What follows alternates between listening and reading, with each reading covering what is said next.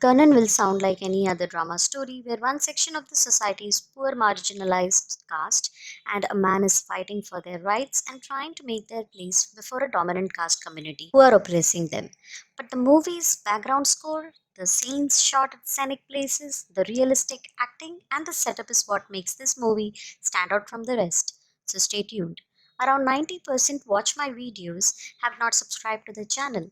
If you subscribe and press the all notification bell, then only you will get every week's videos displayed on your YouTube screen.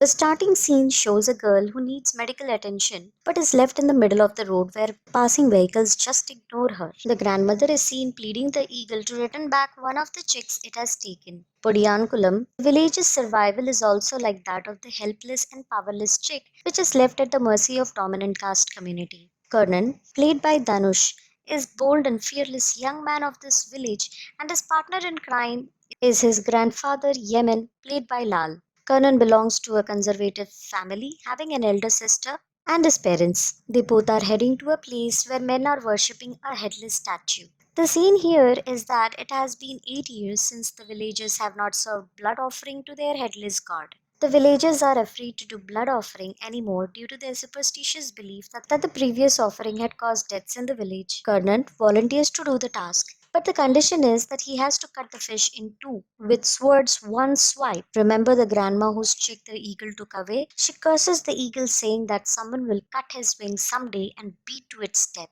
And then our hero cuts the fish into two with a sword. This scene in the movie is iconic to watch. Let me know in the comment box which scene do you like the most. He mounts on the elephant and the entire village celebrates in the middle of the road causing traffic. The police are wondering that the village had no fear in them who once stood in fear in front of the same police. Police intervene and clear the traffic. Now where is the heroine? This girl Draupadi is trying to woo Karnan who does not even notice her. Whether their love flourishes, we'll see after some time. The village is deprived of a bus stop for their commuting. To catch a bus, they have to walk miles away to Melur, a village belonging to a dominant caste. The dominant caste people of Melur village have always looked down on people from Podiyankulam. Hence, the men and women from Podiyankulam would be bullied and not allowed to use Melur's coffee stall or their bus stand. What an atrocity! This kind of redundant approach that some groups are particularly above or lower than the other communities destroys the harmony, peace, and even the development of the community as a nation. Karnan beats the crap out of this man who tried bullying this particular family of Karnan's village. The father simply wanted to drop his daughter Puhiyalal to the Melur's bus stop so that she goes to her college. It was her first day in college. But the men from the Melur Eve teased the girl by drawing something vulgar on the wall. You know what I mean here. This angers the father, who then gets beaten up by the group of men for standing up to his daughter. At the right time, a man driving a bike stops the men from fighting and chases the father daughter duo away from the place. The council at the panchayat scolds Karnan for beating up the Melur men and the fear of being refused by Melur to use their village's bus stop after this incident. Karnan mentions that none of them have spine to allow the man's daughter to go to college but are here to give big talk about justice. And there are others who shown support to Karnan as they knew that he is the only one who has the courage to stand up against the injustice happening towards them. The panchayat head Duryodhanan too appreciates Karnan. But after this incident, despite Karnan's persuasion, Poilal decides to pursue her college the next year. As usual, the bus doesn't stop at their village, and Karnan, along with grandfather, then travel in a lorry to attend the army recruit program. Karnan gets qualified. While returning, 11 from Karnan's village, including Karnan and grandfather, take a bus where Karnan sees Draupadi for the first time. Karnan becomes hell-bent to stop the bus at his village after the conductor refuses, calling it a wasteland. Karnan kicks and bangs the bus, shouting that the bus has to stop at Padiyankulam. He loses his footing and is thrown away from the bus, landing straight on the grassy land. His grandfather, Draupadi, and other villagers get off the bus and try to check on him. Meanwhile, the conductor deliberately signals the bus to move, leaving them in the middle of the road. His grandfather advises Karnan to stay calm and not to react in such instances, but he does not listen and walks away. He's sitting alone, still angry, but his anger vanishes when Draupadi kisses his forehead. Then what? Their romance starts budding. The villagers try to put a board with their village's name on it at the side of the road, but but the bus does not stop. The village is flourishing with paddy fields and water. Yet the village does not have basic infrastructure for public transport, that is, a bus stop. With every attempt that the village tries to make their identity known, the powerful and influential dominant caste using the law do not allow that to happen. Karnan wants to change this. When Karnan's father was worrying about not getting his elder daughter married due to poverty, one night he dreams of his deceased daughter, the girl we see at the beginning of this video. She's seen saying to him that she had left money inside the house before leaving. Karnan ridicules seeing his father dancing and behaving strangely, but unwillingly he starts digging the ground. To their surprise, they find money but not enough to get Karnan's sister married. The next scene shifts to Karnan gambling with Draupadi's brother, played by Yogi Babu. When Karnan is winning at every shot, Draupadi's brother takes a dig at Karnan, saying that he can stop all his struggles by giving his sister as his second wife. Any brother will get angry after listening to this, so Karnan beats him a lot. Later, he creates misunderstanding between Karnan and his sister Draupadi. Karnan and Draupadi both stop talking to each other.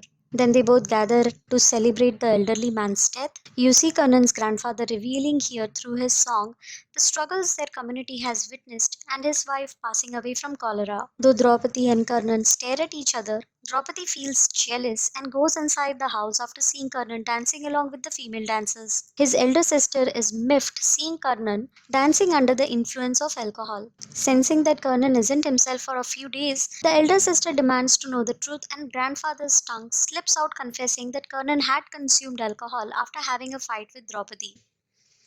She loses her cool on Karnan and discourages him to consume alcohol, stating that if she had been irresponsible in her conduct and had run away from home with someone else, no one else would feed them. She tells him to stop whining over a girl and man up, and also to become a provider of the family so that she can have a family of her soon. Though Draupadi waits for Karnan at the temple, Karnan does not meet her but attends a kabaddi contest between the men of his village and Melur. The referee cheats to protect the Melur men. Karnan gets into a fight with the referee. He and his men are sent away. At the same time, a man from Karnan's village and his pregnant wife, their boy and Karnan's grandfather try to stop a bus, but the driver ignores them and heads ahead. The bus stops only when the boy pelts stone at the bus, breaking its rear window. The conductor of the bus and the commuters get down and fight with men from Karnan's village, pushing Karnan's grandfather on the ground, while Karnan sets free a donkey whose front legs are tied to each other. Men from Melur, who have come to hurt Karnan, stood motionless after seeing Karnan and his men vandalizing the bus. Karnan knew this day would come as he and his family watched his younger sister's death because none of the buses were ready to take her to the nearest hospital. You guys be ready, because after this incident, the village will never be the same. The council and the panchayat stands united to protect Karnan and the young men from the law. K. Kannapiran, IPS Superintendent of Police, checks the damaged bus.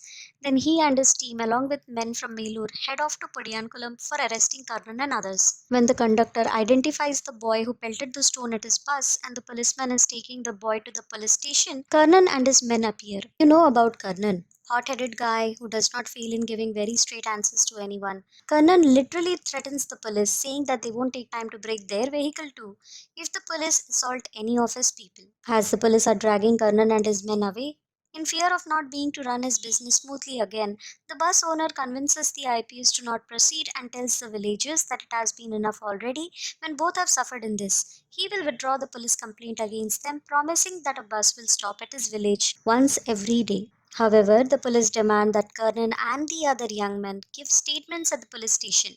In the place of Karnan and the young men, the elder men at the council go to the police station. Karnan retrieves the sword that his mother threw in the lake, thinking that their current situation is because of the curse brought by the sword.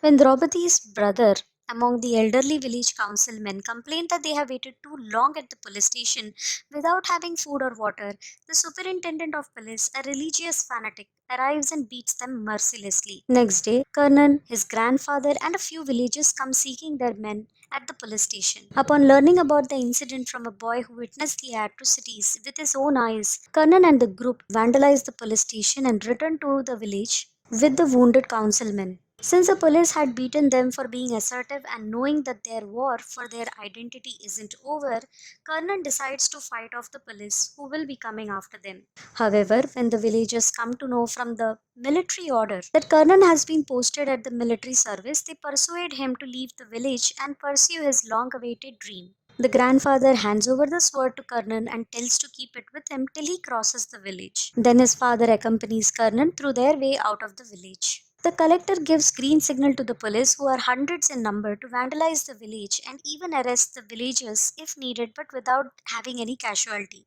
The police commence their lathi charge after the men and women pelt stones at the police. The police drag and beat men and do not hesitate to hit women and young children too. This could be called the most inhuman act in the history by the police, who are assigned to protect the people from threat, have themselves become a threat for the entire village. It will be really painful to watch this segment of the film while the police are destroying the house, belongings, food commodities of the villagers, and will haunt you to hear the screams of a woman, Draupadi's brother's wife, who goes into labor at the same time. The police break into the house, hit women, and tear the youth's educational certificates. As it seems impossible to overpower, some men go into hiding and others lock Karnan's grandfather in the house too.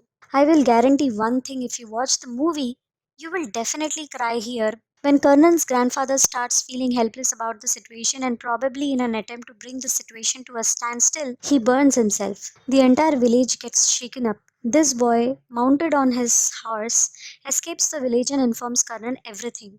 After listening about what has happened to his village, Karnan's father hands over the sword to Karnan.